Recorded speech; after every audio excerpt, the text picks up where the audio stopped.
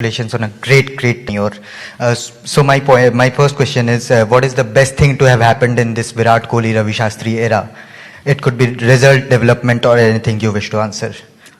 I mean, just the quality of cricket this team has played over the last 5 years across all formats. The performances are there for everyone to see. When you perform in that fashion, where you go across the globe, across all formats and beat teams, then you know you're part of one great cricket team. And I'm not saying a great cricket team India, I'm saying one of the great cricket teams in the history of the game. Because if you look at those kind of performances, they don't happen often. You've got to have a bunch of players who are fit, hungry, fearless, have the quality, have the belief, and then to stay fit so that you can play those 5 years together and go across the globe and perform everywhere. I mean, if you look at, if you want the real highlights, nothing beats Australia. England, you know, we are up in the series. It'll be the longest time we'll be up in the series, you know, till next year. I might be commentating on that game, for all you know. But I'll keep that 1 year, you know, it feels good. But white ball everywhere. You know, you beat West Indies in the West Indies, you've beaten Sri Lanka and Sri Lanka, good team. So all round, it's been fabulous. You know, yes, we are disappointed with the result in the first 2 games here. And let's be honest, I'm not here to make any sort of excuses. We lacked the daring in the second game against New Zealand. I know the toss was important. And as you've seen in the last 3 games, how important it is. And I do feel it will continue to be important, though not as much now as the weather has cooled down a bit. But still, so it's something for the boys to learn, and they'll get an opportunity again next year, because not often you have World Cups in 12 months. So hopefully, you know, they'll go and kick some butt there. Ravi, dressing room तेरे लिए तो एक घर जैसा है. तू पहले भी ये घर का हिस्सा रहा है एज ए प्लेयर. अब कोच बन के आपने 5 साल ये काम किया है. तो पहला टेन्योर ये टेन्योर में फ़र्क क्या था? कितना चैलेंजिंग था? आपने सोचा था उससे ज़्यादा कितना चैलेंजिंग था ये कोच का हिस्सा? और ये अब फिर से छोड़ने के लिए आपके दिल में क्या है? मेरे ख्याल में मैं जब पहला टीम के साथ था वो 2007 में था. वो तो सिर्फ 1 महीने के लिए था. उसके बाद में 2014 में आया. तो मेरे ख्याल में मैं एक्चुअली 7 साल हूँ उधर. सिर्फ नाउ प्लेयर और कोच ड्रेसिंग रूम तो वही होगा. लेकिन मेरे ख्याल में जो मुझे जॉब सेटिस्फैक्शन मिला है ये काम से, वो बहुत बढ़िया है. क्योंकि कोई एशियन टीम ऑस्ट्रेलिया को हराया नहीं था 70 साल में. हमने 2 बार हराया, और वो मामूली बात नहीं है. वो तो दुनिया को पता है, कोई भी कंट्री से पूछो उनको पता है. और फिर इंग्लैंड में परफॉर्मेंस, फिर वाइट बॉल का इंप्रूवमेंट, स्टैंडर्ड ऑफ फील्डिंग का इंप्रूवमेंट, जो वर्ल्ड क्लास प्लेयर्स बने रास्ते पे. यू नो, अगर देखा जाएगा ये टीम में काफ़ी वर्ल्ड क्लास प्लेयर्स थे. अगर आप 2014 में जब मैं डायरेक्टर बना टीम का, वो सब सेम चीज़ है भाई. डायरेक्टर, कोच, ये वो तुम लोग अलग अलग नाम देते हैं, मेरे लिए तो वही है. तो काफ़ी चीज़ हो चुके हैं. लेकिन अगर आप मुझसे पूछा कि क्या आप चाहते थे वो टाइम पे, तो ये टीम से मैं ये बोलूँगा कि ये टीम ने ओवर अचीव किया. जो मेरा सोच था उससे ज़्यादा चले गए. वो एक ही चीज़ मिसिंग है, वो है आईसीसी टूर्नामेंट. उनको चांस मिलेगा. अभी राहुल द्रविड़ आया coach. You know, I wish him all the luck. He's a great player. He's got the stature. He's, you know, done the yards as a coach to further take this team, you know, over the next few years and raise the bar. So I wish him all the luck for that.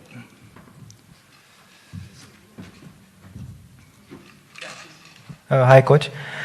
We've often heard this team say that they have each other's backs and also seen them stand up for each other in criticism. Is it something that you saw organically develop in this outfit, or was it something you and Virat actively worked towards achieving? We actively worked towards this thing. We wanted trust in that dressing room. That's the only way you can get each other's back. We needed communication. We needed no finger pointing, you know, at each other. We needed the word I to be thrown into the dustbin and the word we coming in, and created a culture that had to be obeyed and followed. And with Virat leading the way, I mean, he's been one of the great ambassadors for the games, especially when you look at red ball cricket, the way he's embraced it. And it's allowed other players in the team to follow suit. You know, you got to give credit where it's due. So it's a team culture which was impressed upon the team to follow, and they followed it to the hilt. You know, they played fearless cricket around the globe. And one thing I would say, this is not an excuse, but this is a fact. When you're 6 months in a bubble, this team, there are a lot of players in this team who play all three formats of the game. And in the last 24 months, they've been home for 25 days. I don't care who you are. If your name is Bradman, if you're in a bubble as well, your average will come down because you're human. This is not where something you just put petrol in the backside and then expect the guy to move on, you know, in overdrive. It doesn't happen that way. So I think it's tough times. That's why I say in life, it's not what you accomplish. It's what you overcome. And that's what this team has done. They've shown the drive to hang in there, no complaints, but sooner or later, you know, the bubble will burst. So you've got to be careful. Coach, you touched upon the bubble fatigue factor. Just taking that on, from a management perspective, did you try and reach out to the administration in order to possibly get some sort of a break for some of these guys ahead of a World Cup? Or is it impractical to expect a World Cup being prioritized over IPL? I understand that See, the times will that's not my job, first of all. It was already done. That is something I'm sure the administrators, not just from India, from BCCI, you know, it's the others around the globe who will also be looking at it to, you know, before big tournaments, to ensure that there is a little bit of gap so that the guys are mentally fresh and ready to play. And in the last 5 years, have you actively worked on, or has Indian cricket reached a stage wherein if a player actually wants a break, he can raise his hand and can come back and grab his place back? Absolutely. There's the communication has been free. We've managed players, you know, especially with their training methods and everything. And it's one thing, we were never short on communication. You know, everyone was free to speak. No one was treated as a junior. There was no senior and junior on this side. You know, everyone had the freedom to express himself. And I think it's been one heck of a journey for me, you know, personally. I know it's my last day in the dressing room. I just spoke to the boys. But I'd like to thank the BCCI, you know, for giving me this opportunity, believing that I could do the job. And, you know, I wish the coach coming after me all the luck. And I must thank in this also, you know, all the committees that were there in picking me as the coach, including, you know, Vinod Rai and his team for some time, the COA. So I'd like to thank all of them because they were all part of the journey. But one man I'd like to give special mention to. His name is N. Srinivasan. He was the man who insisted that I do this job in 2014. In fact, I didn't have the belief I could do this job. He seemed to have more belief in my ability than I had. And I hope I haven't let him down. So if, sir, you're listening, I got the opportunity and I did my work without any agenda. We'll take a few questions on Zoom now. Shamik Chakravarti. Hi, Ravi bhai. Congratulations on a great journey. Ravi bhai, do you agree that Indian cricket is a little too obsessed with and winning tests in England and Australia would trump any ICC titles? I wouldn't know how to answer that. For me, everything is important. You know, if you're playing a big tournament, a big series, you play to win. So it's not happened this time. But it will happen another time for this team. They're far too talented not to, you know, get something going or get something in big trophy in the hand soon. You know, just like they did in Australia twice, they're up in England now. The way they played white ball cricket in bilateral series. So somewhere down the line, you know, things should go their way. The rub of the green should go their way. Srinivas Rao is hand, but I can see you. If you're there, you can go ahead. If not, Rasesh Mandani and then Kushan. No, I'm here. Okay, go ahead. I'm here. Ravi, a word on Bharat Arun's contribution as bowling coach of this Indian team.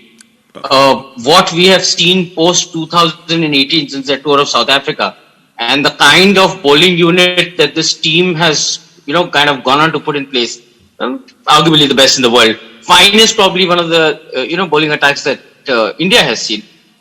Your thoughts on Arun? See, I call him the guru of that department, you know, and him and Sridhar have done an outstanding job. But I'll come first to Bharat Arun.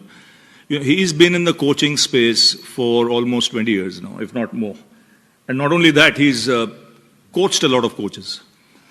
He's conducted a lot of courses, he's certified a lot of coaches, and then come to do this job. And that's the prime reason I picked him, because I wanted to pick people from my stable, which is the NCA, right? And I happened to be the chairman there for some time when a system was put in place. And that's the time guys like Sridhar and Arun came into the fold with Dave Watmore there, you know.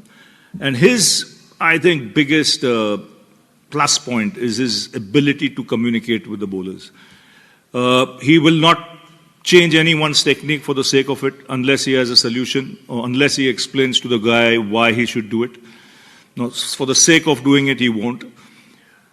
He instilled professionalism in a unit by his communication skills to let them know that this is what we expect from a bowling team, not a bowling individual.